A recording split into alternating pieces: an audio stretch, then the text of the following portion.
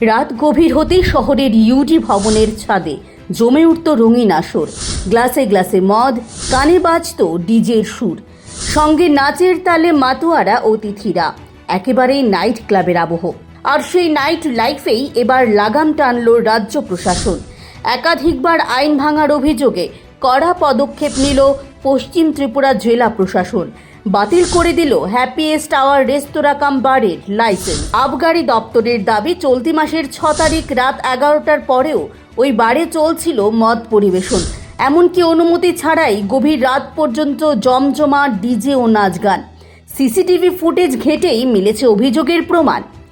বারের মালিক গৌতম দেবনাথ শুধু আইন ভাঙেননি, প্রশাসনের নোটিশও উপেক্ষা করেছেন। কর্মচারীদের তালিকা জমা দেননি, শোকজ নোটিশের জবাবও দেননি তিনি। প্রশাসনের মতে সবটাই ছিল ইচ্ছাকৃত। পশ্চিম ত্রিপুরা জেলার আবগারি কালেক্টর ডক্টর বিশাল কুমার এর সই করা আদেশে বলা হয়েছে, ত্রিপুরা আবগারি আইন 1987 এর ধারা 40(1) গ অনুযায়ী শ্রী দেবনাথের অনুকূলে জারি করা হয় 97 লাইসেন্স নম্বর। তাৎক্ষণিকভাবে তা বাতিল করা হলো।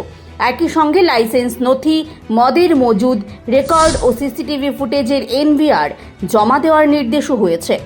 অমান্য করলে সরাসরি মামলা দায়ের সহ কড়া ব্যবস্থা নেওয়া হবে বলে হুঁশিয়ারি দিয়েছে প্রশাসন। হ্যাপিয়েস্ট আওয়ার বন্ধের খবরে ইতিমধ্যেই চর্চা শুরু হয়েছে শহরে।